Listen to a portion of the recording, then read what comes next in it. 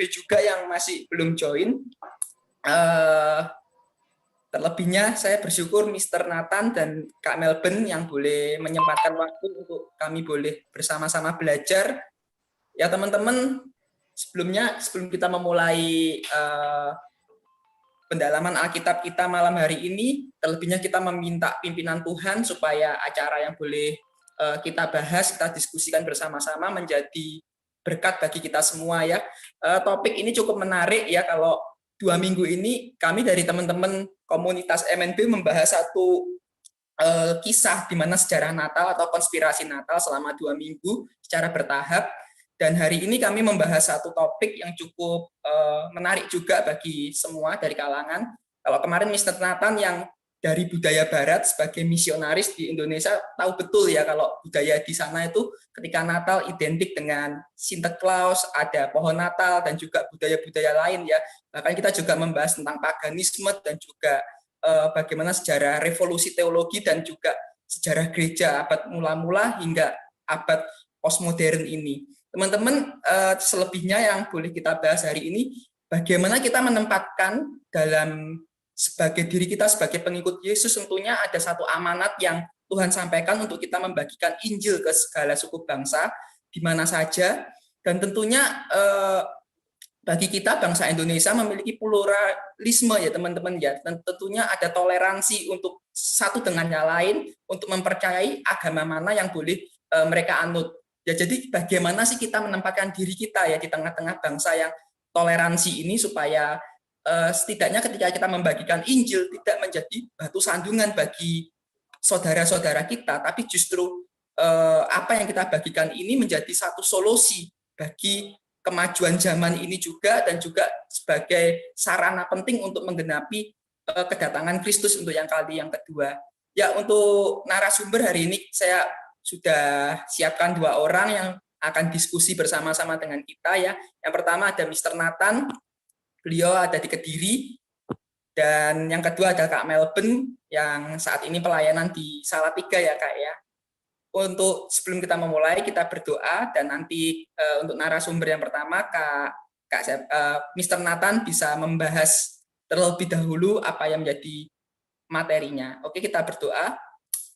Tuhan, kami mengucap syukur untuk malam hari ini. Terima kasih buat waktu yang terbaik yang Tuhan berikan untuk kami boleh bersama-sama, untuk kami belajar mengerti akan kebenaran firman-Mu Tuhan, melalui hamba-Mu yang boleh bersama-sama melayani Engkau Tuhan. Kiranya apa yang Tuhan bagikan malam hari ini boleh menjadi satu hal yang terbaik untuk kami boleh kerjakan Tuhan sesuai dengan rencana Tuhan. Kami menyerahkan Tuhan malam hari ini semuanya ke dalam tangan kuasa-Mu Tuhan, pimpin dari awal hingga akhirnya kami boleh mendapatkan sesuatu hal yang terbaik dari Engkau. Kami serahkan semuanya, segala puji, hormat, syukur kami hanya di dalam nama Tuhan Yesus kami berdoa dan mengucap syukur. Haleluya, amin. Oke, kita akan mulai. Mr. Nathan, kami persilahkan untuk waktu dan tempatnya boleh menyampaikan materinya. Monggo. Ya, baik ya, terima kasih Mas Happy. Monggo ya, sungguh dalu semua. Bentar saya pasang headsetnya ya biar semoga lebih baik ini. Ya, terima kasih semua teman-teman. Ada wajah baru, kami dapat semangat baru ya dengan yang teman mungkin dari ya ini luar biasa keseluruhan Jawa. Ada ternyata Pak Habil di Jawa Barat, Kak Melbourne di Jawa Tengah, banyak di Jawa Timur, dari keseluruhan Jawa di sini. Puji Tuhan ya, kita bisa, ini berkat ya, kalau saya boleh bilang seperti ini, berkat dari COVID karena kita disuruh bergabung lewat teknologi, lewat Zoom. Jadi kita walaupun ada tantangan, walaupun ada hal-hal mungkin susah terjadi selama tahun ini, kita juga ada banyak hal yang kami bisa mensyukuri. Ya, mungkin sebelumnya mau kumpul seperti ngobrol, sharing, ngopi, hanya pada saat mampir ke tempat masing-masing. Tapi sekarang kita semua bisa belajar. Jadi kalau pluralisme seperti ini, ya boleh. Kebersamaan seperti ini, boleh. Tujuannya yang sama? Iya. Tapi topik pada malam ini dan nanti bisa dilengkapi Mas Happy, Kak Melbourne juga. Ya, sedikit tentang apa itu pluralisme atau universalisme, atau ketika banyak semua orang percaya bahwa semua sama banyaknya, khususnya agama, kepercayaan. Nah, jadi saya mau mulai dari situ, apa itu pluralisme, ya, dan universalisme. Di Amerika pun ada seperti itu. Ya, berarti apapun seseorang mempercayai, mengimani, itu benar. Jadi orang bisa percaya Buddha benar, percaya kepada Hindu benar, percaya kepada Kristus boleh, percaya kepada Islam monggo, percaya kepada dewa hujan, dewa matahari, ya monggo, terserah. Semua benar, semua benar. Di Amerika pun ada istilahnya gereja, walaupun bukan gereja, Unitarian Universalist atau universalisme. Mereka berkumpul dan ngobrol tentang apa ya? Mereka ngobrol tentang menurut Bapak apa yang benar, menurut Ibu apa yang benar. Apa pernah dengar seperti itu? Ya, di Alkitab sebenarnya ada. Minggu yang lalu kita lihat satu ayat dari Paulus di Areopagus. Dia di sana dan berkata, saya bisa lihat semua di sini sangat beragama. Itu di Kisah Para Rasul 17. Tapi ada satu patung di sini kepada Allah yang tidak kenal. Saya akan memperkenalkan bapak-bapak semua kepada Allah itu. Ini penting yang kita mengerti. Karena kalau di Indonesia ada sesuatu nama Pancasila. Nah, saya sekali lagi tidak mau menjelekkan pemerintah, karena sekali lagi di Amerika pun masih ada orang berpikir seperti ini. Tapi setahu saya dari Pancasila ada satu Tuhan. Jadi itu semakin cenderung ke pikiran universalisme atau pluralisme, bahwa setiap agama benar. Setiap agama benar. Bagi telinga itu enak, bisa membangun harmonius, bisa membangun rukun di antara sesama. Banyak suku, banyak kepercayaan, banyak bahasa. Tetapi mari kita mendalami itu sedikit. Apakah Buddha, Hindu, sama Islam, Kristen, Katolik, sama yang Konghucu, yang 6 agama itu, apakah mereka bisa berjalan kebersamaan kalau mereka semua benar? Satu contoh saya mau mengajukan. Kalau dalam Buddha, dalam Hindu, dalam Konghucu, boleh berhala, boleh menyembah, boleh memberi persembahan kepada patung, kepada sesuatu yang nyata, seperti itu. Apalagi dalam Hindu ada kepercayaan banyak dewa, banyak Tuhan, ya, huruf kecil T, seperti itu. Nah, di dalam Alkitab, berarti dalam Katolik, di dalam Kristen, dan juga dalam Al-Quran, tidak boleh berhala. Jadi dengan suatu hal pun sudah ada pemberontakan, sudah ada sesuatu berlawanan. Berhala boleh, tidak berhala dan tidak berhala. Berhala boleh, tapi yang lain tidak boleh berhala. Jadi berlawanan. Jadi itu satu masalah. Sebenarnya tidak mungkin semua benar. Tidak mungkin. Karena mereka semua mengajarkan hal yang berbeda.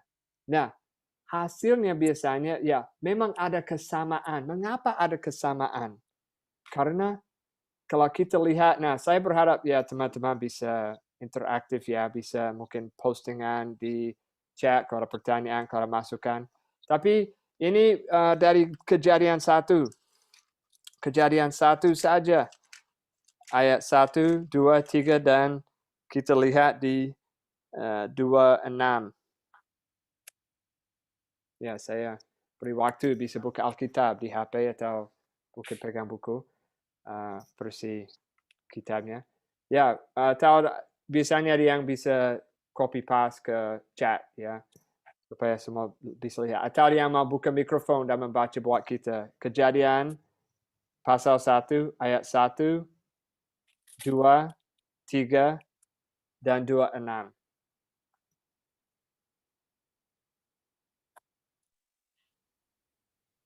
Pada mulanya Allah menciptakan langit dan bumi belum berbentuk dan kosong. Gelap gulita menutupi samudra raya, dan roh Allah melayang-layang di atas permukaan air. Berfirmanlah Allah, jadilah terang, lalu terang itu jadi. Ayat 26, berfirmanlah Allah, baiklah kita menjadikan manusia menurut gambar dan rupa kita, supaya mereka berkuasa atas ikan-ikan di laut dan burung-burung di udara, dan atas ternak dan atas seluruh bumi, dan atas segala binatang melata yang merayap di bumi. Ya.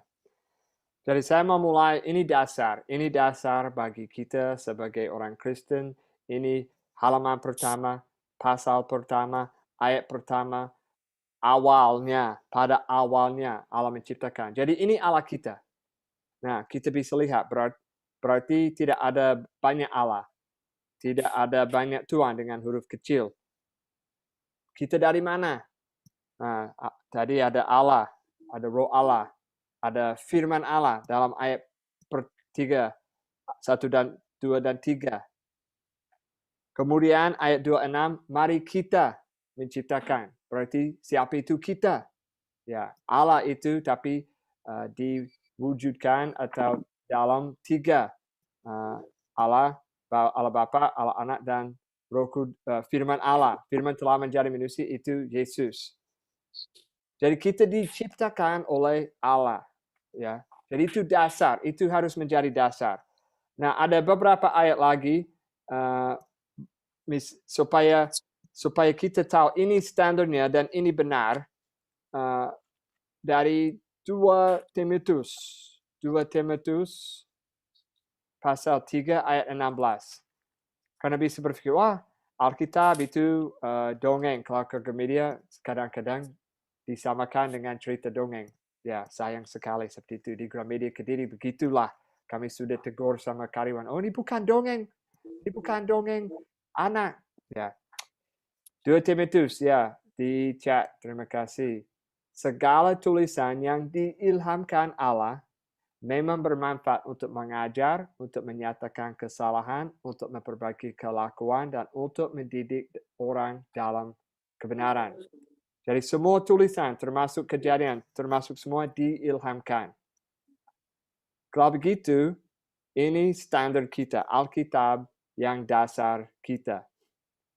Berarti apapun yang kita belajar, apapun yang kita membaca, itu diilhamkan. Itu dari Allah yang menciptakan langit dan bumi, yang menciptakan kita. Dari kembali ke itu, dari semua ada satu tujuan. Satu cara untuk menebus dosa, satu cara untuk kembali kepada Allah. Nah, itu melalui pengorbanan. Nah, memang nantinya Israel sama kita juga, ya betul Fritz, pluralisme bercampur kepercayaan dengan yang lain, dan itu terjadi dengan Israel. Itu terjadi karena mereka, ya kami ikut Tuhan, tetapi kami juga menyembah yang lembu emas. Atau kami, Raja Solomon, kesalahan dia ikut berhala. Jangan berhala, tapi dia ikut berhala. Semua sering dalam perjanjian lama Israel begitu. Tapi kita juga seperti itu kadang-kadang. Kita memang mengutamakan Alkitab, tetapi kita juga mungkin ikut tradisi, kita ikut kebiasaan budaya, kita juga mungkin berhala, tapi dengan uang, dengan pekerjaan, dengan gelar, dengan pendidikan, banyak hal yang bisa menjadi dewa dalam hidup kita. Jadi kita juga, ya saya ikut Tuhan, tetapi juga saya ikut ya ABC seperti itu. Jadi itu kita harus berhati-hati dan bisa belajar dari Israel. Jadi itu memang kita harus siap mengakui bahwa apapun dikatakan dalam Alkitab benar. Apapun dikatakan dalam Alkitab benar, dan saya siap menjalankan, saya siap mengikuti. Banyak sekali ayat tentang ketuhanan. Saya mau ambil satu ayat saja untuk membahas universalisme yang juga akan menguatkan kita dalam amanah agung, yaitu jadikanlah semua bangsa murid Kristus. Satu ayat saja mungkin kita bisa mengucapkan bersama-sama, tapi dari Yohanes 14 ayat 6. Yohanes 14 ayat 6. Ketika Yesus berkata, akulah apa? Jalan dan kebenaran dan hidup. Barang siapa apa? Mau datang kepada, ya. Tidak ada seorang pun, maaf ya.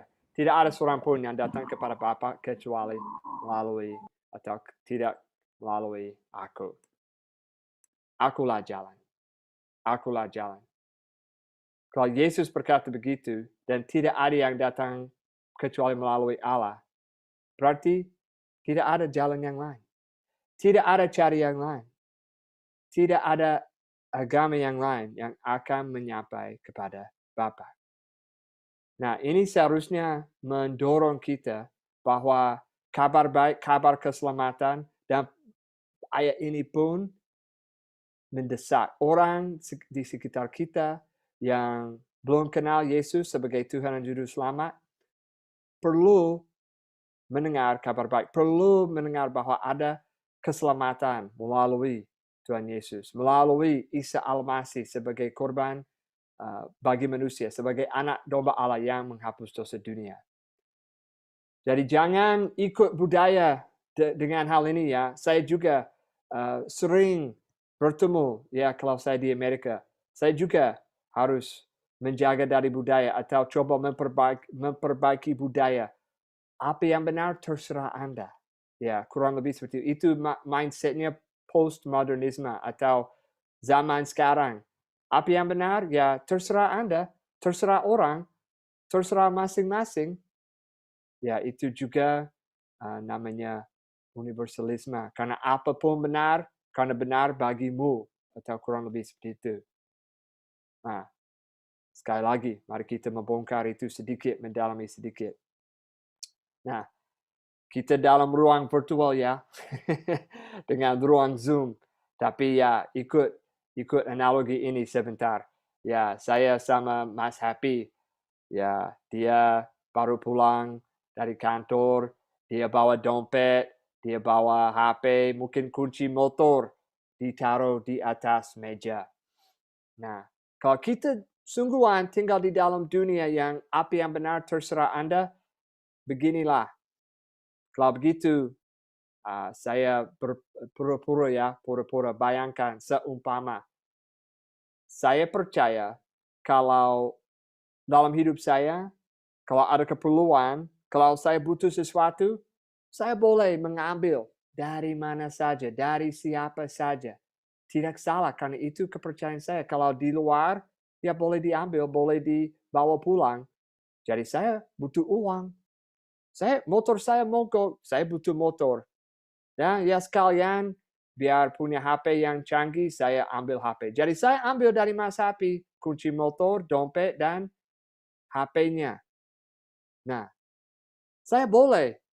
Dan dia tidak boleh membawa saya ke polisi. Karena itu kepercayaan saya. Tidak boleh menyalahkan kepercayaan seseorang. Karena apa yang benar, terserah orang. Kalau terserah saya boleh mencuri. Dan itu tidak salah. Saya boleh melakukan apapun semaunya. Itu tidak salah karena itu kepercayaan saya. Dan saya tidak boleh dihukum. Saya tidak boleh ditegur. Karena itu kepercayaan saya. Ya, logika begitu. Nah, teman-teman. Gimana ya? Kalau dunia seperti itu, wah, tidak ada polisi, tidak ada pengadilan, tidak ada LP. Gak mungkin. Karena kebebasan. Terserah orang. Kalau terserah orang, ya terserah orang. Harus dalam semua. Tidak hanya dalam hal-hal tertentu. Nah, seringkali itu mindsetnya postmodernisme atau universalisme. Ya, terserah. Up to you. Apapun yang kamu mau, ya monggo. Seperti itu. Tapi itu bukan dunia nyata. Nah, kalau begitu, Contoh lagi, saya beli motor, tapi tidak bisa beli lunas, saya cicilan. Setiap bulan saya bayar 200, bulan 200. Oh, bulan Desember saya ada banyak pengeluaran. Dompet saya habis karena beli kado Natal buat teman-teman. Harus siap buat anak. Oh, gimana ya? Saya harus cicilan. Oh, saya baru nanam pohon pisang di belakang rumah. Saya ambil pisang, saya pergi ke bank, saya ambil nomor antrian. Saya dipanggil. Maaf, Pak, bulan ini tidak punya tunai, tapi saya bawa pisang untuk motor saya, cicilan motor saya. Hasilnya gimana? Mungkin ditertawakan. Tidak boleh seperti itu. Kita tinggal di dalam dunia yang punya standar, yang punya dasar, yang harus diikuti.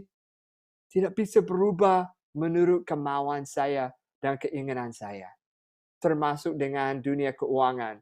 Ya, kalau ada sedikit di sini ya mungkin belum bergabung, tapi dia dalam dunia finance, dunia keuangan. Kalau tidak bisa berubah terserah kemauan sendiri. Jadi orangnya di seluruh dunia punya mindset bahwa dengan beberapa hal seperti keuangan, pendidikan, dengan mungkin hal-hal yang lain, ada standar matematika, sains, dan yang lain ada standar. Tetapi dengan kepercayaan, dengan kerohanian, itu bebas. Itu boleh, terserah orang. Mengapa tidak ada standar dalam agama menurut mereka? Jawabannya, karena mereka mau hidup semaunya. Mereka tidak mau ikut perintah Tuhan. Mereka tidak mau menyerahkan diri kepada Tuhan. Kenapa? Karena mereka tidak jadi raja atas hidup mereka. Allah menjadi raja. Tetapi kalau mereka mengabaikan atau cuek sama Alkitab atau firman Tuhan, berarti mereka dalam pikiran dan hati mereka tetap raja dan bisa hidup semaunya. Jadi itu sedikit yang saya sering lihat dan saya mau mendorong kita semua percaya sama Alkitab. Dalam dunia ini jangan digodai atau ikut jalan universalisme, yaitu semua agama benar. Boleh tetap menghormati. Saya menghormati orang yang ikut agama bukan Kristen. Akan tetapi, saya juga tahu dalam waktu dan rencana Tuhan, saya dipertemukan dengan orang tersebut supaya mereka bisa mendengar Injil. Mereka bisa mendengar kebenaran. Mereka sudah punya gambar dalam hati mereka. Kenapa? Karena mereka, seperti dalam Kejadian 1, diciptakan oleh Allah yang benar. Kita nggak usah minta izin, boleh saya ceritakan? Ya itu pasti sopan, tapi sebenarnya nggak harus. Karena apa? Karena sudah punya izin dari Allah yang menciptakan mereka untuk memberitakan mereka kebenaran, untuk menjelaskan dan coba mengembalikan anak yang tersesat ini kepada Bapa yang sudah merindu punya hubungan persahabatan dengan mereka. Jadi itu mungkin saya hanya menggarisbawahi universalisme ya salah di dalam Alkitab. Tidak ada, ya hanya ada satu jalan dan kebenaran dan hidup. Tidak ada orang yang bisa masuk surga. Tidak ada orang yang bisa dapat pengampunan dosa kecuali melalui Yesus Kristus. Itu universalisme. Pluralisme ya memang bercampur Kristen dengan sedikit dari kejawen. Kalau Jawa Timur banyak kejawen atau kepercayaan tradisi, animisme, paganisme, kita pernah belajar itu. Ya, bercampur atau berhala atau dengan tradisi. Hati-hati juga. Ya, hati-hati juga. Ada sebenarnya yang di sini di Indonesia, kalau agama Islam yang saya mempelajari, lain dengan di Arab Saudi atau di tempat pusat yang Islam lahir di sana. Mengapa? Karena sudah bercampur dengan Hindu, dengan Buddha, dengan animisme seperti itu. Jadi kelihatannya berbeda, pelaksanaannya sedikit berbeda. Ya mereka mungkin tetap melakukan seperti tahlilan. Itu bukan dari Islam, itu dari Hindu, Buddha. Tahlilan itu. Atau ya contoh-contoh lagi pasti ada. Tapi itu satu saja. Jadi itu sudah bercampur. Jadi kita juga digodai seperti itu dalam Kristiani. Jadi berhati-hati juga supaya apapun yang kita lakukan sesuai dengan firman Tuhan. Ya, sekian dari saya sebagai mungkin pembukaan tentang topik itu, universalisme, pluralisme, Mas Happy. Saya kembalikan waktunya biar ada tambahan dari Mas Happy, nanti Kak Melvin juga pasti ada ceramah lebih jelas. Ya, terima kasih Mr. Nathan buat universalism ya.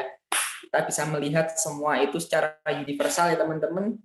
Tapi juga kita percaya bahwa apa yang kita percayai pasti hanya ada satu jalan seperti apa yang disampaikan Mr. Nathan ya. Maka dari itu pesan dari Rasul Paulus di dalam surat Filipi itu pasal yang pertama ayat kelima, hendaklah kamu dalam hidupmu bersama menaruh pikiran dan perasaan yang terdapat juga dalam Kristus Yesus. Ya artinya kita boleh memiliki hati terbuka dalam apapun ya semua pandangan, tapi kita harus tetap dasar utama kita hidup back to the Bible ya seperti apa yang pernah disampaikan Mr. Nathan bahwa kembali pada otoritas tertingginya adalah Alkitab.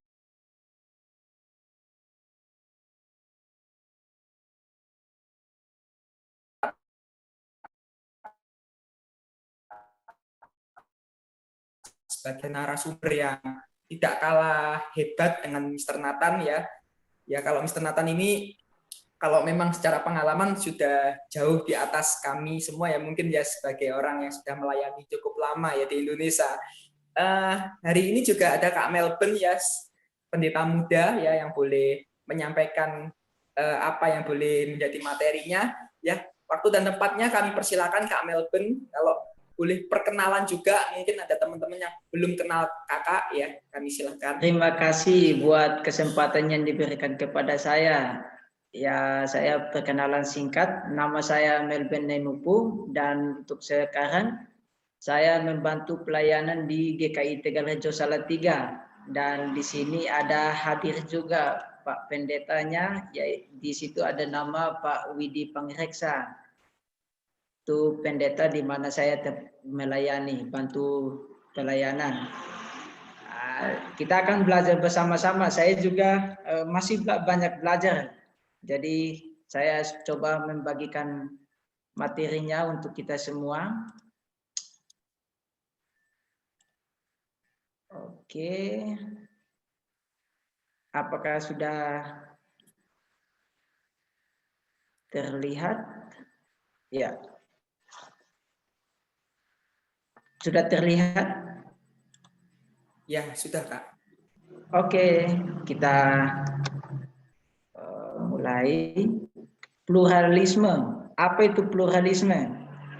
Ya, pluralisme itu berasal dari bahasa Inggris, plural dan isme. Plural itu majemuk atau banyak, sedangkan isme itu paham. Sehingga pluralisme itu adalah paham yang beragam atau paham yang menerima keberagaman. Konteks kita di Indonesia ini banyak sekali masyarakat dari berbagai suku, ras, dan budaya. Oleh karena itu, tidak heran bahwa pluralisme ini menjadi sesuatu yang menarik untuk kita pelajari bersama-sama. Dan pluralisme ini dalam konteks kita Indonesia tidak terlepas dengan namanya agama. Di dalam bukunya Romo Suseno, di dalam buku berjudul Menalar Tuhan, di situ Romo Suseno mengatakan bahwa semua manusia memiliki agama.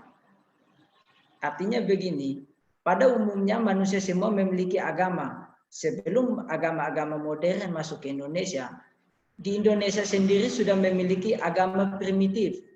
Seperti yang tadi Mr. Nathan katakan bahwa di Jawa Timur ada Kejawen, dan di NTT sendiri khususnya Pulau Timur ada namanya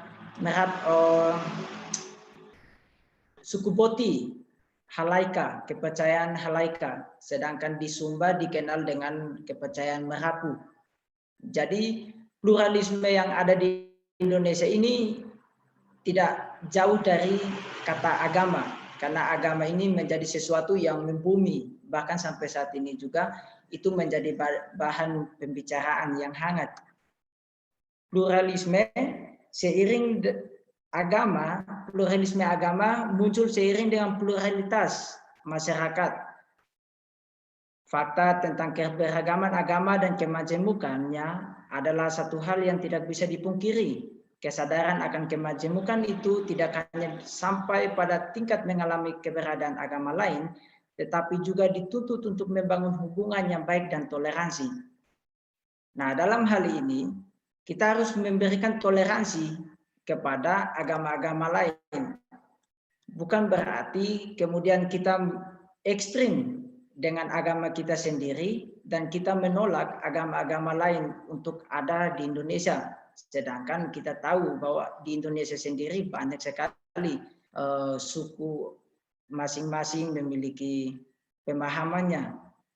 Dan di sini Whitehead memberikan kepada kita 4 faktor lahiriah munculnya agama. Yang pertama itu dari segi ritual. Jadi agama itu muncul karena adanya ritual. Dan agama pun bisa saja berasal dari perkembangan budaya. Adanya kebudayaan yang terus berkembang kemudian menciptakan agama. Nah, ritual ini sering digunakan oleh setiap kita yang beragama, agama apapun yang ada di Indonesia. Kemudian yang kedua, emosi. Emosi ini berbicara tentang bagaimana perasaan kita atau relasi kita dengan Tuhan yang kita sembah. Ini faktor lahiriah yang kedua. Sedangkan faktor lahiriah yang ketiga adalah kesaksian iman, di mana kita menyaksikan tentang penyertaan Tuhan yang kita sembah kepada orang lain. Dan yang keempat adalah pertanggungjawaban rasional, di mana kita harus mempertanggungjawabkan secara rasional, logis, sistematis tentang apa yang kita imani. Dalam hal ini, di poin keempat, kita harus sepakat bahwa tidak secara sempurna kita menjelaskan tentang Tuhan. Karena Tuhan perlu dirasa, bukan hanya sekedar diketahui. Kalau kita menceritakan atau menjelaskan tentang Tuhan secara sempurna, berarti dia bukan Tuhan, kitanya yang Tuhan, karena kita mampu menjelaskan Tuhan itu. Jadi sampai pada pertanggungjawaban rasional ini, kita tidak mampu menjelaskan secara sempurna tentang Tuhan yang kita sembah. Tantangan keagamaan yang dihadapi sekarang adalah pluralisme. Tidak ada maksud untuk mengatakan bahwa pluralisme merupakan satu-satunya tantangan, namun tantangan ini bila tidak diperhatikan dengan serius, maka agama-agama dan penganutnya akan kehilangan pandangan yang benar tentang dunia dan masyarakat di mana mereka berada. Ini sangat menarik. Tantangan ini bukan satu-satunya, namun kalau kita tidak memperhatikannya dengan serius, bisa saja kita kehilangan pandangan yang benar. Mengapa demikian? Karena semakin orang mendalami iman atau mengikuti ajarannya, dia cenderung untuk fanatik terhadap agama-agama lain. Ini yang sangat perlu kita perhatikan untuk memberikan toleransi kepada umat lain. Oke lah, silakan umat beragama menjalankan ajarannya. Dan kita pun memandangnya itu semua ada pada ajaran yang benar. Tetapi kita harus memberi tanda kutip bahwa toleransi kita kepada agama lain tidak memberikan toleransi kita tentang keyakinan iman kita. Orang boleh menyelenggarakan ritual agamanya dan lain sebagainya, tetapi dengan iman kita dan imannya dia tidak bisa kita saling memberikan toleransi. Keberadaan suatu agama kita terima dengan terbuka, tetapi tidak dengan iman kita dan juga iman dia. Ini yang perlu kita perhatikan. Nah, dalam kaitan dalam kaitannya dengan pluralisme agama, kita melihat agama dari fungsinya, yakni bagaimana agama dan penganutnya memberi dampak bagi lingkungan yang sejatinya dalam konteks Indonesia sangat plural dalam budaya dan keyakinan atau agama. Nah, dari sini Whitehead dan juga John Hicks beranggapan bahwa ketika kita ada di sebuah atau di lingkungan masyarakat yang masyarakatnya itu jamak plural, itu kita harus memberikan ruang di mana fungsi yang kita jalani di tengah masyarakat. Ketika kita mengambil keputusan untuk mengikuti suatu ajaran atau agama tertentu, berarti keberadaan kita di tengah-tengah masyarakat itu yang sangat dibutuhkan. Karena orang tidak membaca ayat atau orang tidak membaca kitab suci kita, tetapi mereka melihat bagaimana hidup kita di tengah masyarakat. Sehingga di dalam konteks Indonesia yang beragam ini, kita harus menunjukkan fungsi kita sebagai orang Kristen. Lalu bagaimana orang Kristen memberi pengaruh di Indonesia yang konteks masyarakatnya plural? Kita akan melihat dua ayat Alkitab. Yang pertama di dalam Matius 5 ayat 13. Kamu adalah garam dunia. Jika garam itu menjadi tawar, dengan apakah ia diasingkan? Tak ada lagi gunanya selain dibuang dan diinjak orang. Jadi ayat ini menggambarkan kepada kita bagaimana kita harus berfungsi di tengah-tengah masyarakat yang plural. Kalau kita tidak berfungsi, kita dibuang dan diinjak. Dan yang mengingatkan kita sebagai orang percaya itu ada di ayat yang berikutnya. Matius 28 ayat 19 sampai 20. Karena itu pergilah, jadikanlah semua bangsa muridku dan baptislah mereka dalam nama Bapa dan Anak dan Roh Kudus, dan ajarlah mereka melakukan segala sesuatu yang telah kuperintahkan kepadamu. Dan ketahuilah aku menyertai kamu senantiasa sampai kepada akhir zaman. Ini yang harus kita lakukan. Yang pertama kita harus berfungsi. Dan yang kedua, fungsi kita untuk siapa? Nah, di dalam Matius 28 ayat 19 kata bangsa di situ, di dalam bahasa Yunaninya etne, kemudian mengalami perubahan kata kerja dan dibaca etnos. Etnos ditujukan kepada bangsa bukan Yahudi, termasuk kita. Jadi tujuan ayat ini menjurus kepada bangsa yang bukan Yahudi. Karena Yesus datang untuk mengumpulkan domba-domba atau untuk mengumpulkan bangsa-bangsa Yahudi yang tercerai-berai. Ketika Yesus sebelum terangkat ke surga, dia mengutus murid-muridnya untuk memuridkan bangsa-bangsa. Memuridkan bangsa-bangsa. Dan ini yang sedang dilakukan oleh gereja-gereja. Bangsa-bangsa bukan Yahudi, penekanannya di situ. Sehingga Paulus dan Petrus menjangkau orang Yahudi, sedangkan Paulus menjangkau orang yang bukan Yahudi. Dan untuk melakukan kedua hal ini, pendeta Dr. Makmur Halim memberikan kepada kita sebagai orang percaya dua model kepinginjilan Yesus, atau apa yang Yesus sudah teladankan kepada murid-muridnya, bahkan memberi teladan kepada kita. Nah, penginjilan yang ditawarkan oleh Yesus bagi kita, yang pertama adalah penginjilan aktif, dan yang kedua adalah penginjilan pasif. Ini yang Yesus teladankan selama masa pelayanannya. Model penginjilan aktif adalah model di mana Yesus mengambil inisiatif untuk mendekati, mencari, dan memberitakan Injil. Itu kita bisa baca di dalam Yohanes 4 ayat 1 sampai 42. Ini salah satu contoh yang menggambarkan bahwa Yesus melakukan penginjilan secara aktif. Nah, penginjilan ini yang selama ini kita pelajari bersama-sama bersama Mr. Nathan, namun ada bagan yang sedikit berbeda dengan Mr. Nathan ajarkan kepada kita, yaitu karya lebih besar, namun hampir mirip. Kita akan melihatnya di dalam bagian ini. Nah, di dalam Yohanes 4 ayat 1 sampai ke 42 itu menceritakan tentang Yesus dan perempuan Samaria. Dan kalau kita baca bersama-sama di sana, Yesus berjumpa dengan perempuan Samaria di sumur Yakub. Nah, ini ada gambarannya. Di sini Yesus menuju ke sumur. Ada budaya Yahudi dan ada budaya Samaria. Di sini JB dan JE. JB ini adalah jembatan budaya dan juga JE ini adalah jembatan etika. Apa itu? Dan JS jembatan sosial, JM jembatan moral, dan JT jembatan transformasi, dan JA jembatan agama. Kemudian PK ini adalah pekabaran Kristus.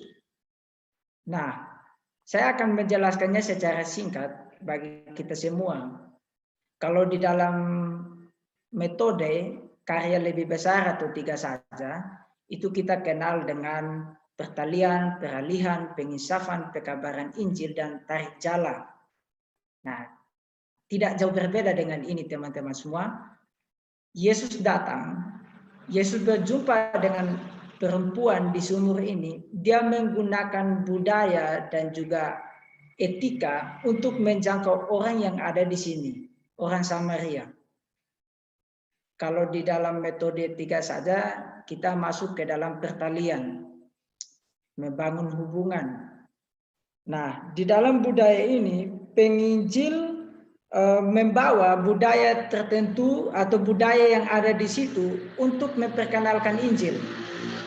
Kita harus hadir di situ, berbaur di situ, dan etika yang kita gunakan pun harus sesuai dengan budaya yang ada di lingkungan tersebut.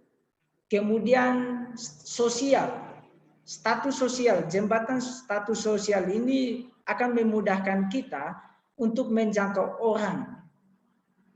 Dan masuk kepada jembatan moral, ini kita berbicara tentang kehidupan sehari-hari orang yang sedang kita jangkau, kebutuhannya sehari-hari. Nah, di dalam JT ini, jembatan transformasi, ini kita menyadarkan orang tentang dosanya. Kalau di dalam metode 3 saja atau karya lebih besar, kita kenal dengan penginsafan. Bagaimana kita menyadarkan seseorang bahwa dosanya sendiri tidak bisa diampuni oleh dirinya sendiri, tetapi dia butuh penyelamat.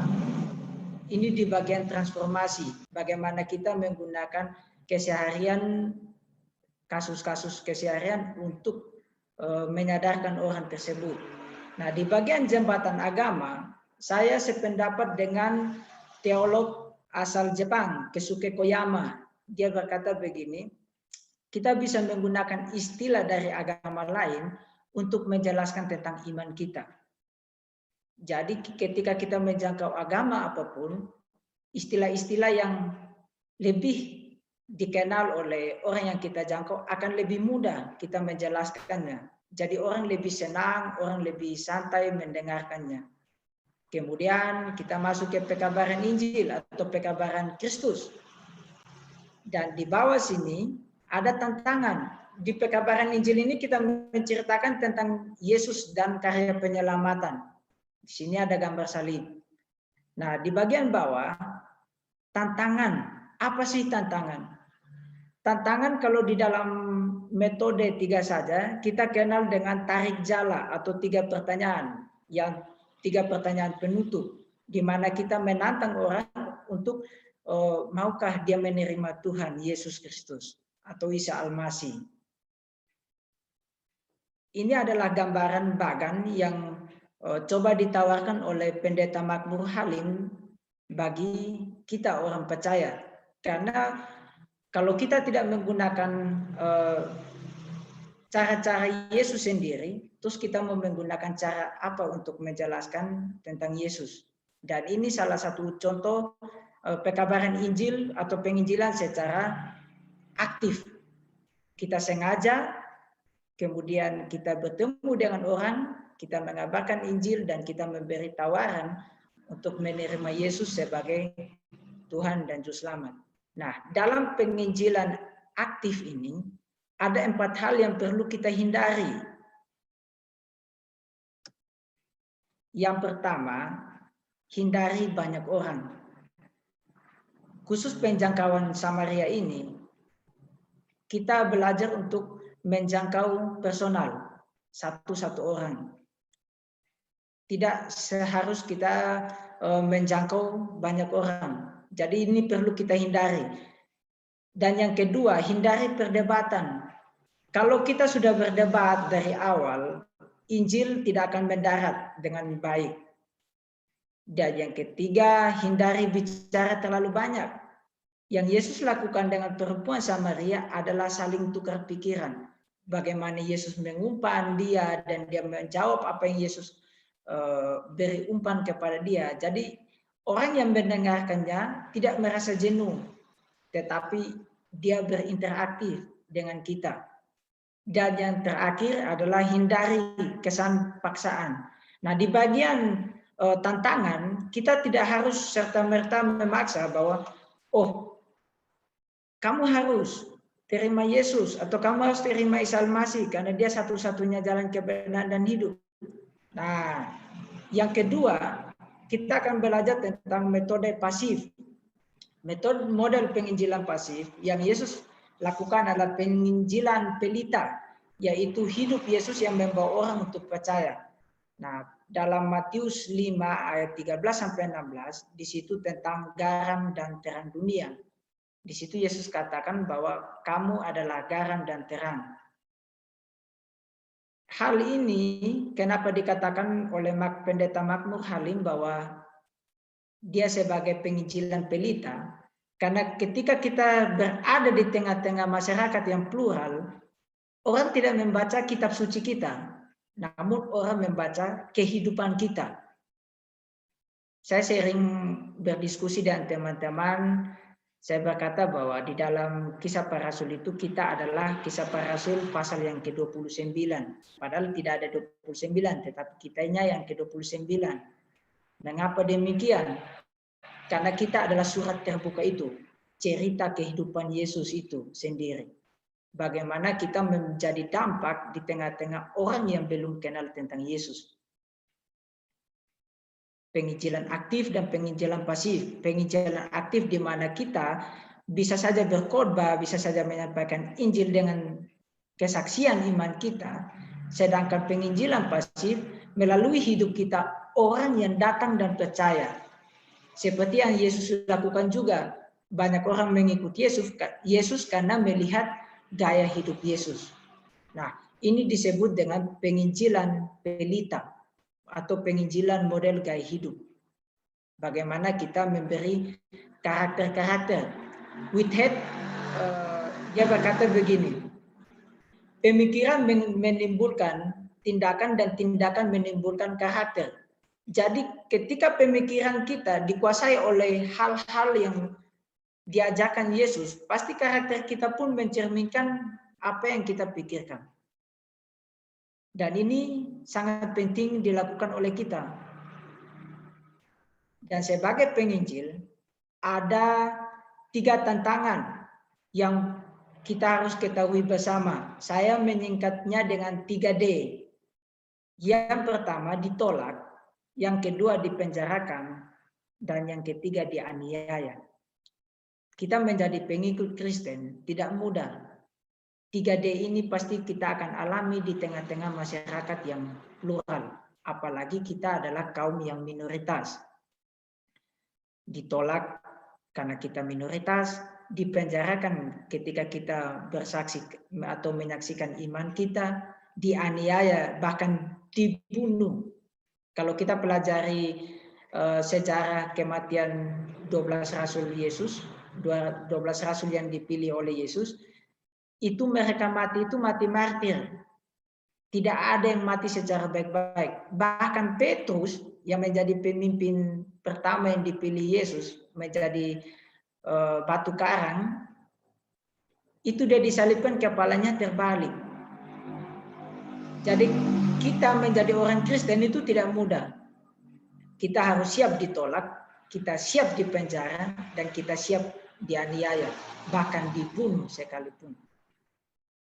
Saya pernah berbicara dengan teman saya berkata begini, menjadi seorang penginjil ada 2 konsekuensi yang sudah harus diketahui. Yang pertama dipenjara, yang kedua dibunuh. Jadi ketika kita mau jadi penginjil, 2 hal ini kita harus siap. Kalau kita tidak siap, jangan jadi penginjil. Cukup menjadi seorang yang menginjil secara pasif. Melalui hidup kita, orang datang dan percaya. Kalau mau menjadi penginjil yang aktif, kita harus siap dipenjara dan kita siap dibunuh sewaktu-waktu itu terjadi. Nah, sebagai penutup, catatan kritis bagi orang Kristen, kita meyakini bahwa Yesus Kristus adalah satu-satunya kebenaran. Namun kebenaran Yesus Kristus tidak akan bermakna ketika kita sebagai umat tidak membawanya dalam penghayatan. Penghayatan di dalam kehidupan kita setiap hari. Kita boleh saja percaya bahwa Yesus, atau kita mengimani di luar Yesus tidak ada kebenaran. Karena Yesus satu-satunya jalan kebenaran dan hidup. Seperti tadi sudah dibacakan dalam Yohanes itu. Namun, itu tidak akan bermakna ketika kita sebagai umat tidak membawanya dalam penghayatan. Ini yang perlu kita garis bawahi. Dan di luar Yesus kenapa tidak ada keselamatan? Nah, ini kita lihat Kisah Para Rasul 4 ayat 12, di situ dikatakan, dan keselamatan tidak ada di dalam siapapun juga selain di dalam Dia. Sebab di bawah kolong langit ini tidak ada nama lain yang diberikan kepada manusia yang olehnya kita dapat diselamatkan. Kisah Para Rasul 4 ayat 12. Seperti awal saya sudah katakan bahwa kita boleh memberikan toleransi karena kita berada di dalam masyarakat yang majemuk, plural. Kita berikan toleransi kepada orang yang beragama. Agama apapun Anda, kita memberi toleransi untuk engkau ada dan engkau beragama sesuai dengan imanmu. Namun tugas kita atau fungsi dari agama adalah memberi dampak. Nah, dampak, ya orang Kristen harus berdampak di tengah masyarakat, yaitu dia melakukan pemuridan atau penginjilan. Penginjilan yang ditawarkan kepada kita melalui kehidupan Yesus, penginjilan aktif dan penginjilan pasif. Dan ada beberapa hal yang tadi saya sudah jelaskan untuk kita hindari. Dan kemudian ada tantangan juga, dan ini kita boleh memberi toleransi kepada umat beragama lain, tetapi tidak demikian untuk iman. Itu yang penting. Kita tidak boleh menjual Yesus Kristus dengan alasan apapun. Karena Dia satu-satunya jalan kebenaran dan hidup. Tidak ada jaminan keselamatan lain selain Yesus. Dan kalau di dalam teologi agama-agama, kita dapat melihat bahwa tidak ada jaminan keselamatan seperti yang Yesus katakan di dalam Yohanes itu. Bahwa akulah jalan kebenaran dan hidup, akulah roti hidup, akulah Alfa dan Omega. Di dalam ajaran-ajaran lain saya belum menemukannya selain Yesus. Makanya saya tetap berpegang bahwa Yesus adalah satu-satunya jalan kebenaran dan hidup. Di luar Yesus tidak ada jaminan keselamatan. Kita perlu memberikan toleransi kepada umat agama lain, tetapi tidak demikian tentang iman kepada Yesus. Terima kasih, Tuhan Yesus memberkati. Ini ulasan singkat yang dapat saya berikan kepada kita semua, dan semoga materi yang singkat ini dapat menjadi bahan diskusi kita bersama. Untuk itu saya kembalikan ke Saudara Happy. Oke, terima kasih Kak Melvin untuk pemaparan yang begitu sistematika ya. Kalau saya lihat, saya sangat diberkati Kak untuk apa yang boleh dipaparkan oleh Kak Melvin. Ya tentunya teman-teman, seperti apa yang pernah dulu Mr. Nathan sampaikan juga ya, bahwa penginjilan itu pasti ada resikonya ketika kita berada di lapangan. Ya mau nggak mau kita juga harus menerima resiko seperti apa dialami orang-orang Kristen pada abad mula-mula. Dan kita tahu bahwa orang Kristen pada abad mula-mula itu banyak mengalami penganiayaan. Apalagi kita tahu bahwa penganiayaan yang terjadi saat itu sangat-sangat mengerikan, teman-teman. Kalau kita bersyukur hari ini berada di tengah-tengah yang istilahnya bangsa sudah toleransi banget ya, teman-teman ya. Meskipun masih kapan hari Minggu kita bisa melihat satu insiden ya penganiayaan yang terjadi di Maluku. Itu juga memang menjadi saksi iman. Itu memang harus ada resiko kita dianiaya, ditolak, bahkan dibunuh. Dan hal itulah yang menjadi dasar penting bahwa iman kita ini bukan iman murahan. Artinya iman kita ini iman yang mahal. Karena dengan darah Yesus, dengan pengorbanan dari Yesuslah kita boleh mendapatkan kerajaan itu, kerajaan surga yang sudah Tuhan wahyukan untuk kita boleh singgah nanti di sana. Ya, untuk sesi ini teman-teman ada beberapa pertanyaan yang datang dari teman-teman kita yang mungkin nanti Mr. Nathan boleh memberikan apa ya istilahnya pemaparan jawaban supaya boleh menjadi berkat bagi teman-teman yang mengajukan sebuah pertanyaan ya, mungkin dijawab di kolom komentar ya, mungkin lebih apa ya paham, mungkin teman-teman bisa dipahamkan lewat langsung ya Mr. Nathan ya. Ya, Ya, silakan Mr. Nathan. oh ya, monggo ya. Baik, ya pertanyaannya yang saya lihat di sini yang pertama, apakah ya terkait agama sama budaya itu apakah bisa menghilangkan budaya? Mungkin ada yang misionaris pernah bilang nggak harus meninggalkan ya, kalau ya atau tidak nanti ada api dari gunung. Ya, mungkin seperti Semeru ya. Gimana ya, maksudnya ya memang ada, saya pernah membaca kisah seperti ini seperti ini tidak di Papua, tapi pulau-pulau agak timur lagi dari Indonesia ada, dan di Amerika Selatan juga sangat primitif, sangat orang hutan ya. Bukan yang di kebun binatang, tapi memang orang yang tinggal di hutan ya.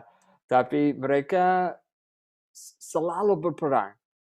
Jadi seperti mereka membunuh satu anggota suku dan mereka berjaga-jaga, dan nanti beberapa bulan kemudian mereka diserang dan ada satu anggota suku mereka dibunuh.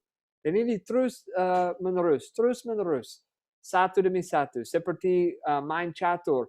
Saya kalah satu, nanti satu dikalahkan, terus menerus, tidak pernah beres.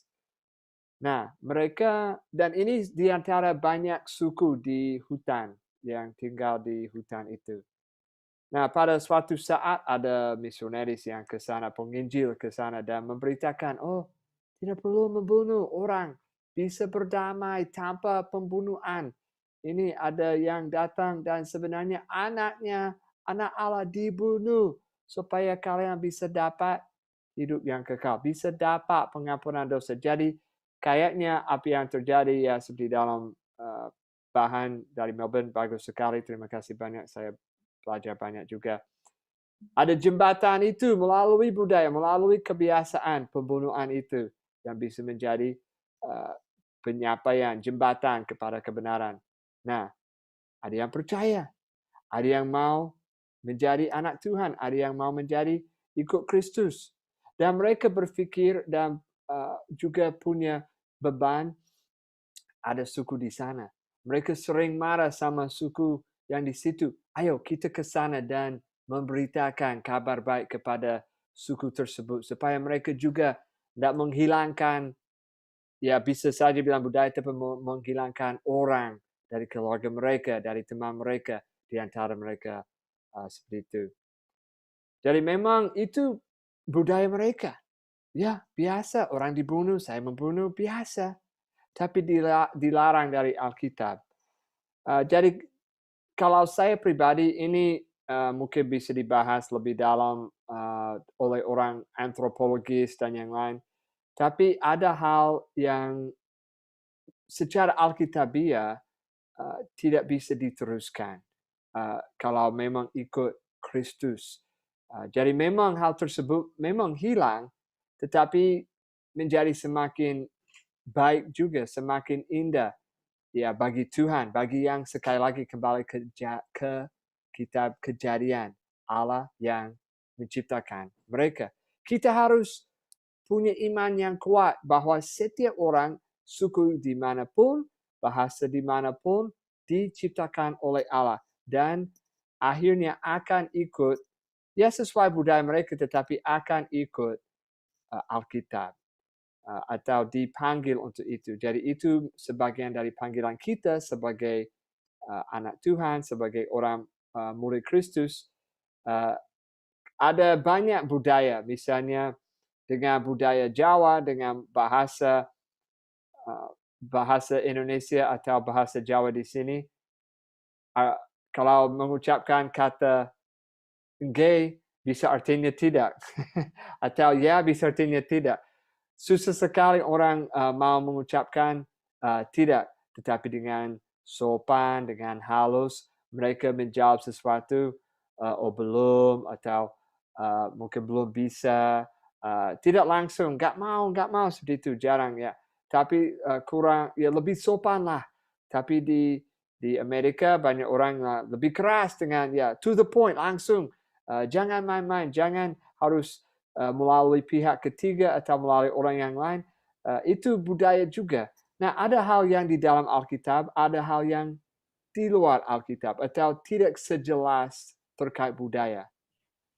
Jadi kalau saya selalu cari yang mana jelas, yang mana tidak boleh dilakukan, dan harus diubah, diganti, atau diisi dengan bahan atau unsur agak alkitabiah.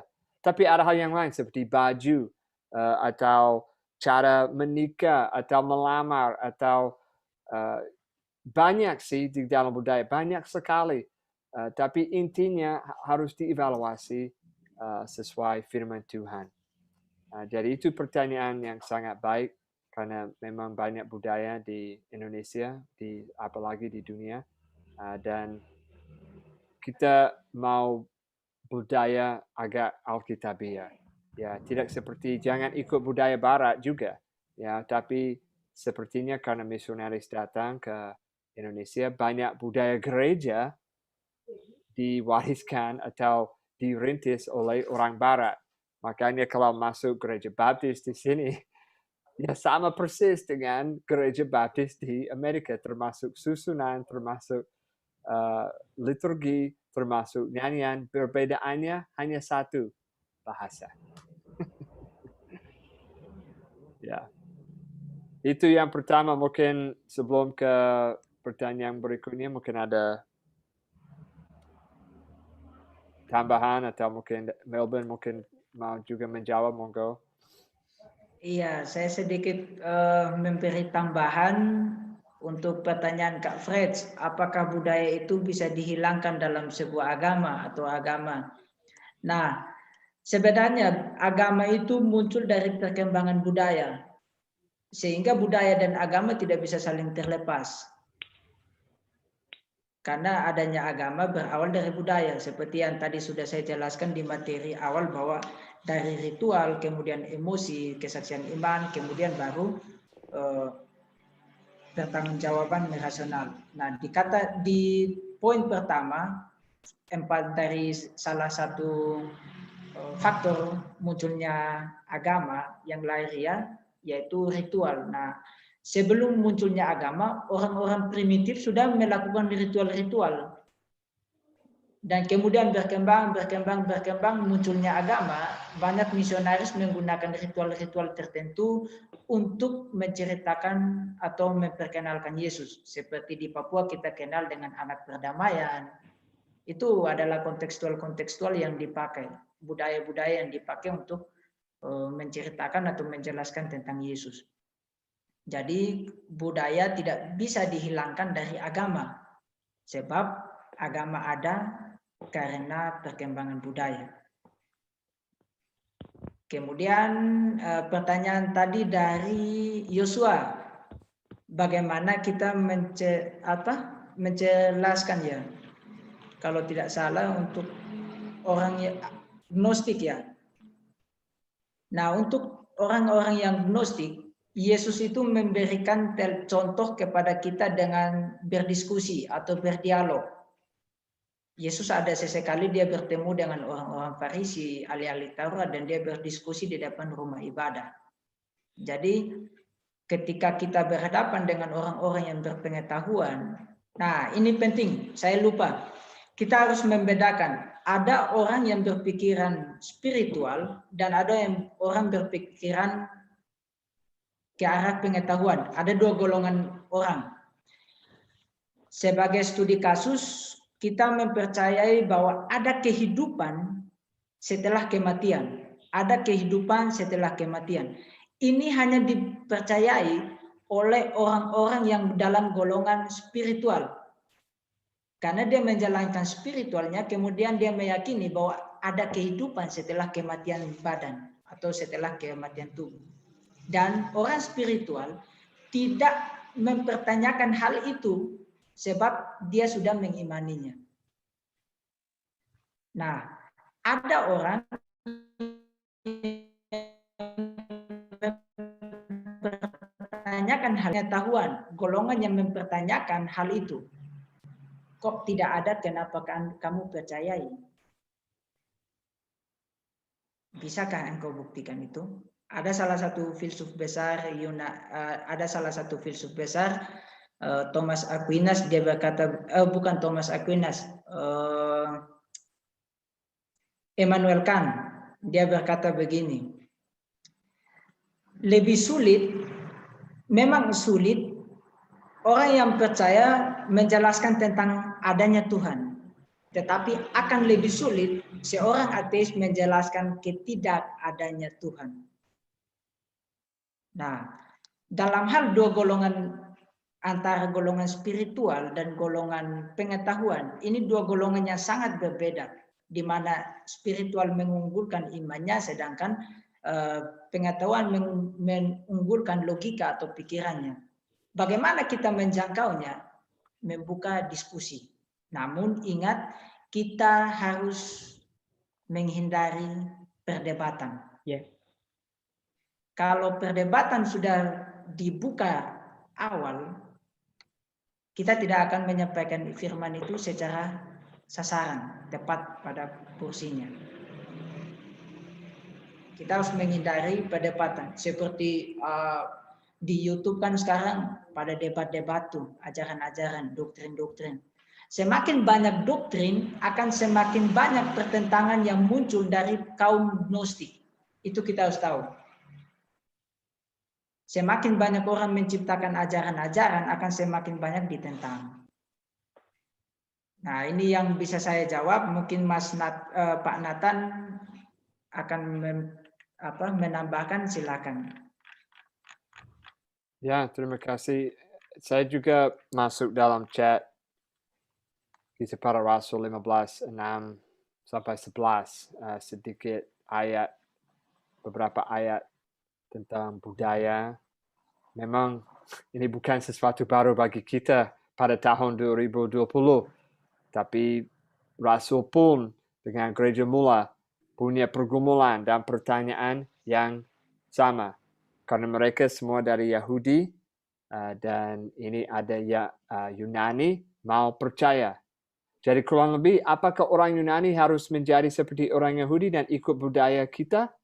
Itu jawabannya dari Petrus. Ya, kurang lebih ya mereka juga diberi kepercayaan atau juga diberi iman oleh kasih karunia Yesus. Jadi silakan bisa membaca sendiri di Alkitab. Dan ya Gnostik ya memang juga ada di dalam Alkitab. Agnostik, yaitu tadi yang saya merujukkan di Kisah Para Rasul 17 ketika Paulus di Areopagus, dia berkata kepada Allah yang tidak kenal, dan ada banyak percayaan katanya di ayat 22, mereka sangat beragama dan selalu duduk dan tukar pikiran. Jadi itu saya ambil contoh seperti ini, seperti saya masuk dalam chat.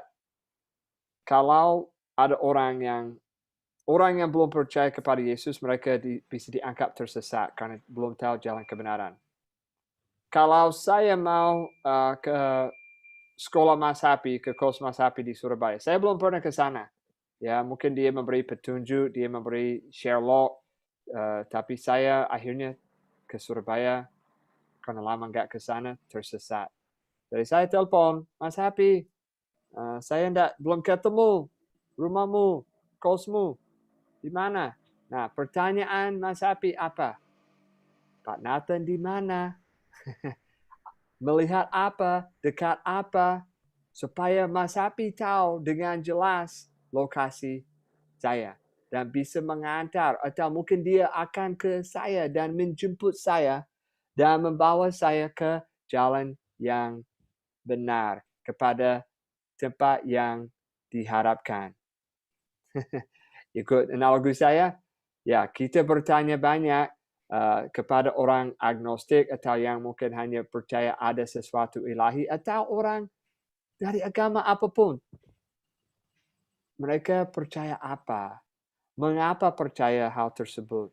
Saya ikut teladan, yaitu dengan Yesus dan wanita Samaria, sudah kita lihat sedikit tadi. Buka pikiran. Dia bertanya, dia menjawab. Yesus bertanya, wanita menjawab. Kita juga bisa menjadi ahli bertanya, ahli tukar pikiran, dan mengarahkan. Kita selalu ada tujuan, jangan liar-liar, tapi kita punya arahan, kita punya tujuan. Sampaikan Mesias, sampaikan Injil. Kita juga sedang berdoa dan nunggu jembatan, ya melalui budaya, melalui moral yang tadi disampaikan. Kita masuk, jangan sungkan, jangan kurang pede, tapi kalau sepertinya saya bisa masuk, ya masuk saja. Maksudnya sampaikan dengan berani, dengan kuasa Roh Kudus tentang kebenaran. Tapi ya saya pernah bertemu di Indonesia dan di Amerika pun yang agnostik. Ya kadang-kadang mereka punya pengalaman yang akhirnya menimbul, ada rasa kepahitan timbul dalam hati mereka. Itu sebabnya mereka belum siap. Mungkin contoh, mereka lihat yang terjadi di Sulawesi. Wah, ada orang dari ekstrem terorisme melakukan jahat kepada agama yang lain. Tidak ada agama yang benar. Jadi mereka punya pendapat pribadi karena mereka melihat menurut mereka hal yang buruk. Jadi akhirnya mereka nggak mau ikut agama apapun. Itu perlu ditanyakan atau dicarikan dalam hati orang melalui pertanyaan, melalui percakapan dengan rendah hati, dengan kasih, supaya kita bisa tahu dengan jelas, ternyata orang ini merasa, tidak ada yang benar karena selalu bertengkar, atau mereka pernah disalahkan oleh penatua atau pemimpin agama tersebut. Jadi mereka nggak bisa percaya sama agama. Jadi lebih baik cari alasannya mengapa mereka percaya seperti itu. Yang itu mulai dan lokasi mereka tersesat di mana.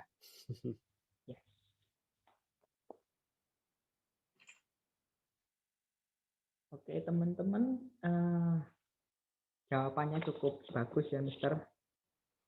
Ini ada satu pertanyaan yang mungkin nanti bisa Kak Melvin juga bisa bantu jawab. Ya, ini dari saudari Medi Elizabeth. Dia mau tanya kepada kedua narasumber, menurut saudara apa sih makna Injil dan penginjilan di tengah konteks pluralitas agama dan bahkan pluralitas masyarakat di Indonesia ini? Terima kasih Saudari Meti Elizabeth. Ini pertanyaan yang bagus. Nah, Injil itu berasal dari kata evangelion, yang berarti kabar baik atau kabar sukacita. Di tengah masyarakat Indonesia yang konteksnya adalah beragam atau plural, Injil itu sangat bermakna ketika kita membawa atau membumikan Injil itu. Seperti yang sudah dikatakan di dalam Matius 28 ayat 19, kita harus menjadikan semua bangsa murid. Nah, maknanya apa? Tujuannya apa? Untuk kekekalan. Ketika kita sebagai penginjil melakukan tindakan penginjilan, itu kita sedang melaksanakan tugas yang begitu mulia yang diperintahkan Yesus sendiri kepada kita. Nah, saya akan membacakan satu ayat kepada kita di dalam Roma 10 ayat 15. Roma pasal 10 ayat yang ke-15, di situ dikatakan, dan bagaimana mereka dapat memberitakannya jika mereka tidak diutus, seperti ada tertulis, betapa indahnya kedatangan mereka yang membawa kabar baik.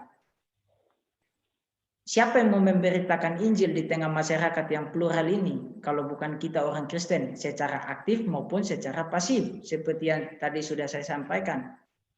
Nah, kalau kita tidak diutus, bagaimana kita mengabarkan Injil? Makanya di dalam pola Rahayu, di bagian atas, utus, ada kata utus. Kita harus mengutus orang untuk menyampaikan Injil. Kita saling mendoakan dan melaksanakan amanat agung.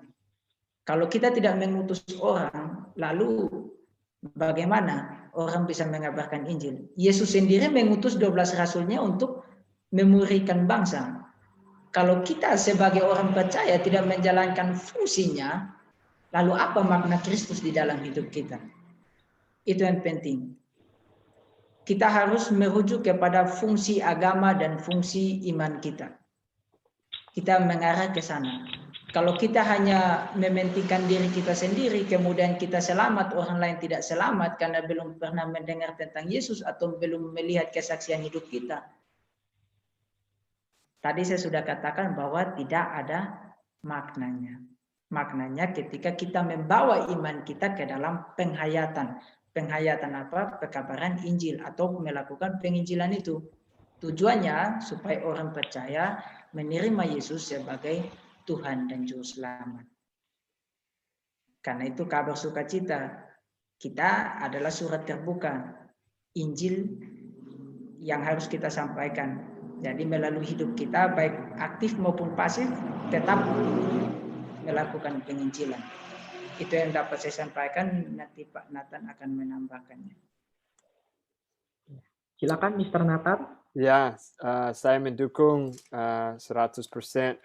Saya mungkin sebagai tambahan dan penguatan saja, ada janji, ada 2 ayat yang saya mau bagikan. Yang pertama dari Matius 24 ayat 14. Kalau ada yang mau membuka atau copy paste ke kolom chat, tapi ini mungkin sudah merasa di akhir zaman, ya mungkin hari kiamat sudah dekat, tapi mengapa Yesus belum datang kedua kalinya?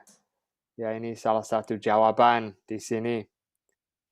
Dan Injil kerajaan ini akan diberitakan di seluruh dunia, menjadi kesaksian bagi semua bangsa. Sesudah itu barulah tiba kesudahannya. Itu kita perlu menghafal, menjalankan, dan menghidupi. Karena Injil diberitakan kemana? Ya, di tengah polaritas agama, pluralitas masyarakat di Indonesia akan diberitakan. Bagi semua bangsa, bagi semua suku Indonesia, bahkan di seluruh dunia seperti ayat ini. Barulah tiba kesudahannya, barulah Yesus datang kedua kalinya. Jadi Allah sabar, dia menunggu orang mendengar. Ini kesempatan luar biasa bagi kita sebagai orang pengikut, orang murid Kristus untuk dilipatkan dalam kisah keselamatan atau rencana keselamatan bagi bangsa. Ya, sekali lagi seperti Melbourne katakan, kalau kita tidak menyampaikan, siapa akan menyampaikan? Dan ayat kedua ada 2 ayat saja. Wahyu 7 ayat 9.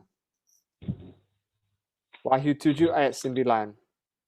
Monggo kalau ada yang bisa bacakan atau masuk dalam chat. Wahyu 7 ayat yang ke-9. Kemudian daripada itu, aku melihat sesungguhnya suatu kumpulan besar, orang banyak yang tidak dapat terhitung banyaknya, dari segala bangsa dan suku dan kaum dan bahasa, berdiri di hadapan tahta dan di hadapan anak domba, memakai jubah putih dan memegang daun-daun palem di tangan mereka. Ya, sekali lagi dari segala bangsa, dari segala suku, dari kaum dan bahasa akan menyembah, akan berdiri di hadapan takhta dan hadapan Allah, yaitu anak domba Allah, yaitu Yesus. Melalui ini kita bisa tahu apa makna Injil, ya. Itu kuncinya, itu strateginya, itu sebabnya ada Natal sebentar lagi. Ini sudah masuk bulan Desember, kita merayakan Natal. Itu sebabnya Yesus datang, supaya dunia, setiap kaum dan suku dan bahasa bisa diperdamaikan dengan Yesus, dengan Allah melalui Yesus sendiri. Itu sebabnya dia datang ke dunia. Jadi makna Injil, ya, itu perlu diimani, perlu didengarkan oleh setiap orang supaya mereka punya damai dengan Tuhan. Itu dari saya.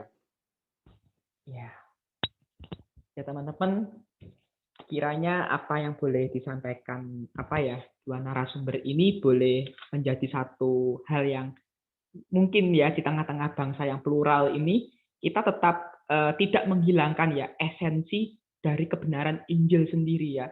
Kalau dilihat dari fakta sejarah sendiri ya, Mister ya, kalau mau nambah ya, mungkin lahirnya teologi liberal ya pada pertengahan abad ke-18 ya. Itu ada 3 paham humanisme yang mempengaruhi Eropa saat itu ya.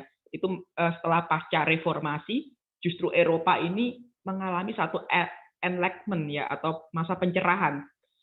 Justru itu ada 3 paham, pietisme, enlightenment, dan romantisme. Secara khusus pencerahan adalah sebuah gagasan yang mengutamakan yaitu tadi rasionalitas manusia dalam berpikir. Dari hal-hal yang lahir dari humanisme ini yang saya rasa sangat mempengaruhi pada kemurnian Injil sendiri pada akhirnya. Maka dari itu di era modern saat itu baru munculnya era postmodern ini. Ya memang kalau kita lihat dari segi ilmu ya teman-teman ya, dari saintisme ini itu menolak prinsip teologis Alkitab tentang penciptaan dan kemerosotan manusia. Ya, mereka berpikir dengan perkembangan kemajuan zaman ini, justru inilah yang menjadi dampak yang baik bagi dunia. Tapi mereka tidak sadar ketika menghilangkan kemurnian dari doktrin gereja mula-mula ini, yang akhirnya yang membuat gereja kehilangan harta satu-satunya bagi saya. Karena harta satu-satunya gereja itu bukan bangunan, bukan organisasi, tetapi harta satu-satunya bagi gereja itu adalah Injil kasih karunia. Maka dari itu, entah apapun budaya saat itu, jangan sampai mempengaruhi kebenaran yang mutlak itu. Kita tahu bahwa sejarah Natal itu memang ada sedikit konspirasi dengan kelahiran Dewa Matahari. Kalau kemarin kita bahas secara objektif ya teman-teman ya, kenapa perayaan Natal itu tanggal 25, padahal ada polemik-polemik tentang situs-situs pagan yang mungkin sangat kental dengan gambar-gambar ya. Waktu itu dengan penyembahan patung-patung ya. Kita diawali dengan pertobatan Kaisar Konstantin ya waktu itu, yang pada akhirnya membuat semua jajahan kekaisaran Romawi beragama Kristen. Jadi ketika Konstantin ini beragama Kristen, ada migrasi yang besar-besaran yang sangat mempengaruhi, yaitu apa? Budaya pagan. Akhirnya sangat melekat. Mereka Kristen tapi tetap pergi ke kuil tiap tanggal 25 untuk melakukan satu ritual, ya, yaitu apa? Menyembah dewa matahari. Yaitu yang menjadi keresahan para uskup saat itu. Maka dari itu Paus Julius kedua menetapkan tanggal 25, kalau kita lihat dari sejarahnya, menetapkan mengganti perayaan hari Saturnalia itu menjadi hari raya Natal. Ya mungkin itu pandangan dari sejarah kekristenan di abad pertengahan, ya mungkin ya sebelum abad pertengahan, ya teman-teman ya. Jadi apa yang disampaikan ini memang ada budaya, politik, dan juga kalau saya memang ada politik karena kekaisaran Romawi itu mempengaruhi secara politik dalam kekristenan. Sementara dalam budaya Yunani itu Helenisme itu sangat mempengaruhi juga dalam kekristenan untuk perkembangan Kristen hingga saat ini menjadi agama, kalau kita lihat dari segi angka itu mayoritas di dunia. Ya maka dari itu teman-teman, dari apa yang dipaparkan ya, dari perkembangan zaman ini tentunya kita tidak kehilangan kemurnian gereja mula-mula, tetap jalankan apa yang menjadi visinya Tuhan, yaitu apa? Dengan kita menjalankan dengan bermisi melakukan penginjilan kepada siapa saja di tengah bangsa yang plural ini, ya teman-teman ya. Tentunya budaya ini memang seperti apa katakan Kak Melvin tadi, ya budaya ini dengan agama itu sangat melekat ya. Jadi kita nggak mungkin bisa meniadakan, karena kalau istilah-istilah yang dipakai dalam budaya-budaya Jawa sendiri, bahwa budaya Jawa ini juga sangat kuat ya kalau kita lihat dari hal yang kita ketahui yang tinggal di Jawa ini. Maka dari itu tidak heran bahwa pandangan-pandangan yang boleh dipaparkan ini kiranya teman-teman ya menjadikan kita sebagai orang Kristen yang dewasa, artinya dalam menyikapi masa-masa di era postmodern ini, untuk tetap kita berpikiran terbuka tanpa jadi orang yang radikal. Kalau jadi orang yang radikal berpikir sempit ya kita apa bedanya dengan agama lain ya. Artinya beragama kita gunakan akal, dengan kita menalar iman kita, artinya kita bisa belajar ya, artinya belajar dengan segala hikmat yang Tuhan sudah berikan dalam pemikiran kita supaya kita tetap memiliki hati yang bijaksana. Ya oke, itu yang mungkin bisa kita bahas ya malam hari ini. Sebelum kita boleh nanti mengakhiri pertemuan kita ya teman-teman ya, jarang-jarang kita ya mungkin dari berbagai macam kota, berbagai macam suku ya bisa bersama-sama menggunakan aplikasi ini bersama-sama untuk bersatu ya demi Injil Kristus ya. Saya harap teman-teman ya melalui acara-acara ini kita boleh semakin semangat dalam menjalani kekristenan kita sebagai orang yang memiliki satu pandangan yang terbuka ya, suratan yang terbuka ya, artinya apapun ya kita seperti yang katakan Kak Melvin tadi, pasif ataupun aktif ya, kita tetap harus jadi teladan bagi dunia kita ini yang kita hidupi saat ini. Kita sadar bahwa dunia kita adalah dunia yang sudah jatuh dalam dosa, artinya kita sebagai orang yang dipilih untuk satu kegerakan yang Tuhan berikan, yaitu menjadi pengikut Yesus, artinya kita menjadi istilahnya menjalankan apa yang menjadi perintah Yesus, bukan menjadi pengikut Yesus itu menjadikan kita sekedar beragama Kristen, itu bukan esensinya teman-teman ya. Ya mungkin itu aja yang kita bahas malam hari ini ya melalui topik tentang pluralitas beragama di tengah bangsa kita. Ya artinya kita menempatkan Injil di tengah supaya kita tetap jalankan apa yang menjadi amanat agung Yesus, supaya kita tidak meniadakan apa yang sudah menjadi perintah Tuhan ya. Kalau hal yang terbaik bahwa kita sebagai gereja itu adalah gambaran kita ya, artinya kita semua ini adalah gereja-gereja ya, artinya kita ini harusnya menjadikan satu pandangan yang terbuka bagi masyarakat yang ada di lingkungan kita. Dan nanti sebelum kita akhiri teman-teman ya, kita akan berdoa terlebihnya buat suku bangsa kita ya, artinya kita tetap berdoa supaya ada tempat-tempat ya di suku-suku terabaikan yang mungkin masih belum ada pekerja-pekerja yang diutus. Kita berdoa supaya ada pekerja-pekerja yang diutus untuk melayani suku-suku yang belum ada kabar Injil di tempat tersebut ya. Kita berdoa buat para misionaris, pekerja-pekerja yang sudah menjalankan amanat agung Tuhan, kiranya mereka boleh diteguhkan dalam setiap tantangan yang ada. Kita juga berdoa buat semua gereja yang ada di Indonesia maupun di luar Indonesia supaya tetap bersatu menjaga kemurnian doktrin mereka, kebenaran yang sudah mutlak ini supaya tidak diubah-ubah ya, tidak dicampur adukkan dengan pemahaman-pemahaman yang bagi saya aneh-aneh ya. Kalau saya lihat justru perkembangan zaman ini justru kadang gereja mengajarkan tidak lagi yang doktrinal, justru dia justru mencari hal-hal yang praktis untuk disampaikan yang hanya sekedar memuaskan telinga pendengarnya. Ya, mungkin yang justru diajarkan ya bagi saya baik kaya maupun miskin harus diajar tentang pikul salib supaya mereka paham bahwa kekristenan itu bukan sekedar enak-enaknya saja, tapi ya memang ada hal yang harus kita terima ya, seperti apa yang terjadi saat masa-masa ini, seperti saudara-saudara kita yang mengalami duka cita ya di Maluku beberapa hari yang lalu. Kita tetap support dalam doa supaya keluarga yang ditinggal diberikan penghiburan, dan kita percaya tidak menjadi ketakutan bagi orang Kristen dalam pengabaran Injil, tapi menjadi satu semangat. Saya ingat bahwa satu orang ketika dibantai ya teman-teman ya, akan menjadi satu pertanyaan ketika apa yang terjadi di satu suku, namanya suku Garo ya, gimana lahirnya lagu Mengikut Yesus Keputusanku, lagu himne ini awalnya juga terjadi pembantaian satu keluarga di suku Garo ini, tapi karena iman yang kokoh, dia tetap rela dianiaya dan dibunuh, dan akhirnya membuat kepala suku ini bertanya-tanya tentang ketuhanan Yesus dan membuat kepala suku bertobat menjadi Kristen. Dan sama apa yang terjadi di suku Batak, perjalanan Nommensen begitu panjang ya teman-teman ya, tapi dari apa yang dikerjakan Nommensen ini kita tahu bahwa justru Kristen akhirnya menjadi agama mayoritas juga di suku Batak ya. Joseph Kam di tanah Maluku, kita juga begitu lihat bagaimana jerih payahnya ya. Ada satu penginjil juga ya dari koloni ya, yang akhirnya membuat Papua juga menjadi agama yang Kristennya juga cukup banyak waktu itu. Ya kalau teman-teman ya mungkin dari itu yang boleh saya sampaikan. Nanti sebelum kita akhiri, kita akan berdoa. Nanti Mr. Nathan bisa menutup dalam doa. Nanti Kak Melvin, sebelum Pak Nathan menutup dalam doa, Kak Melvin bisa mendoakan untuk para pekerja-pekerja, pelayan-pelayan Tuhan, karena kita tahu bahwa tuan memang banyak tapi pekerja sedikit. Kita tetap berdoa bagi pekerja-pekerja Kristus supaya tetap menjalankan apa yang menjadi perintah Tuhan untuk kita aplikasikan dalam hidup kita sebagai orang-orang percaya. Oke, sekian dari saya. Tuhan Yesus memberkati, dan kita tutup dalam doa. Kak Melvin dan Mr. Nathan bisa satukan hati dan memimpin dalam doa. Ya, waktu dan tempat kami persilakan.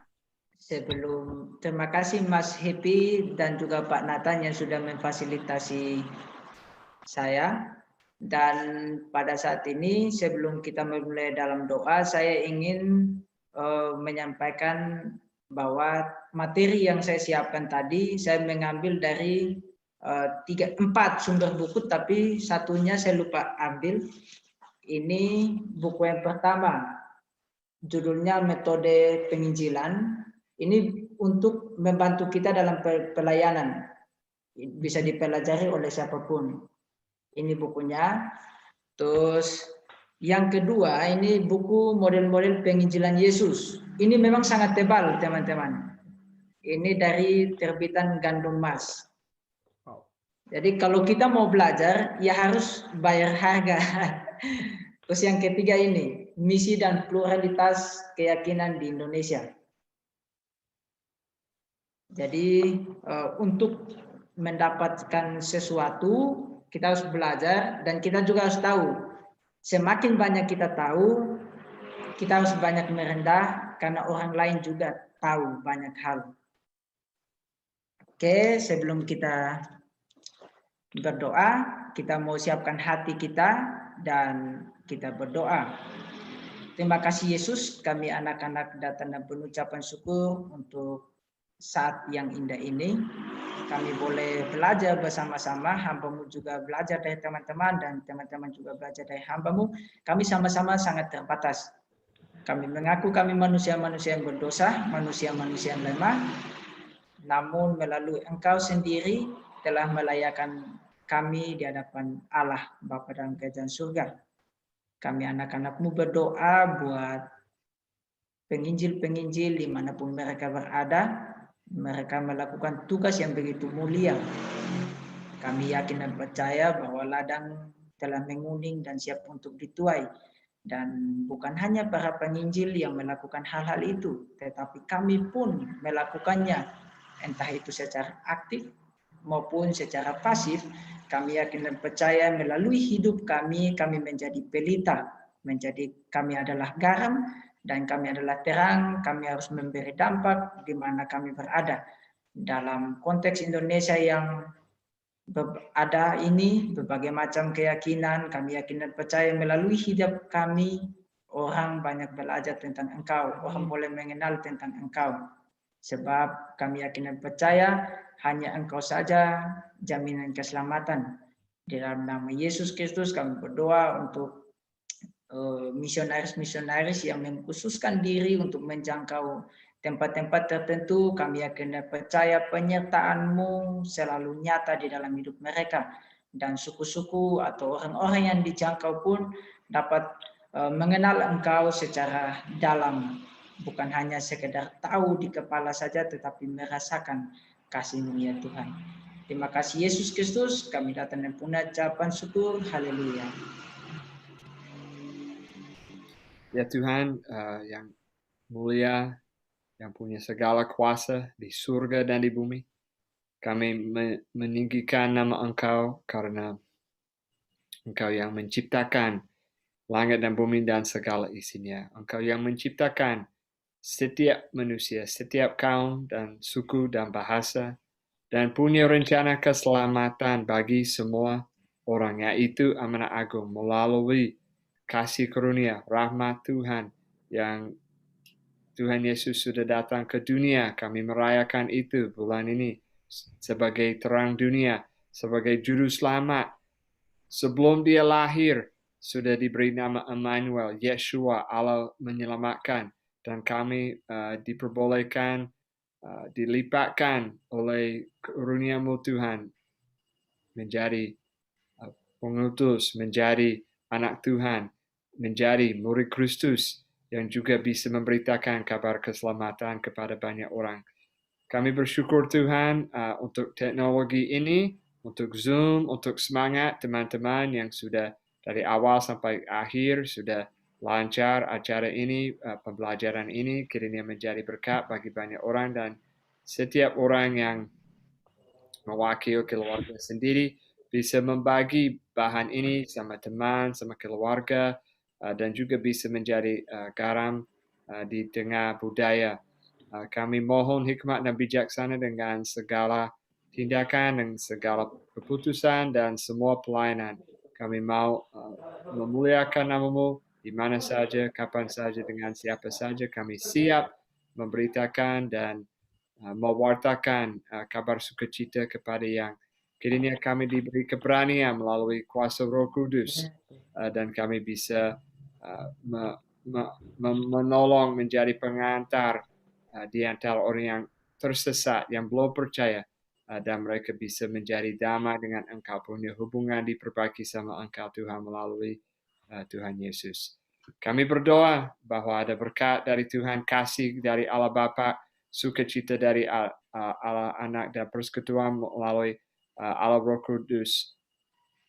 Kami sudah berdoa dan mengucap syukur. Haleluya. Amin. Amin. Amin. Amin.